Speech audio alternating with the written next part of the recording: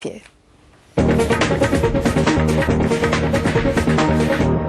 Elle croque la lignite à pleines dents.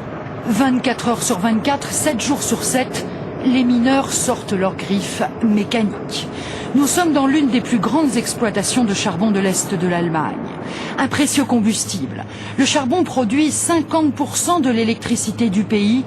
La plus grande entreprise de la région est suédoise. Vattenfall s'est installée ici il y a 10 ans. La lignite est la seule énergie primaire que nous ayons en Allemagne. Du gaz et du pétrole, nous n'en avons pas dans ce pays. Et la lignite reste une valeur sûre. Le gaz, un dossier qui embarrasse aujourd'hui les Allemands. Été comme hiver, ils construisent dans le nord du pays des pipelines pour en faire venir de Russie via la société Gazprom.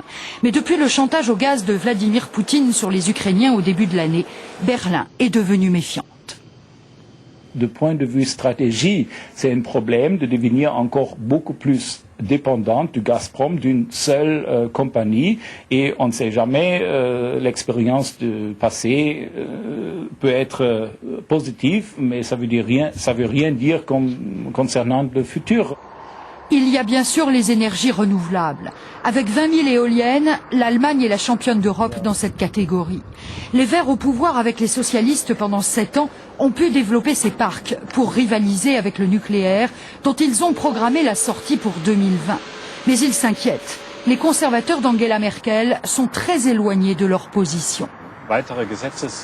Le nouveau gouvernement se tient aux lois qui existent déjà, mais nous trouvons qu'il ne fait pas beaucoup d'efforts pour remplacer le nucléaire par des énergies alternatives. Mais bon, nous sommes déjà contents qu'il se tienne au contrat de sortie du nucléaire.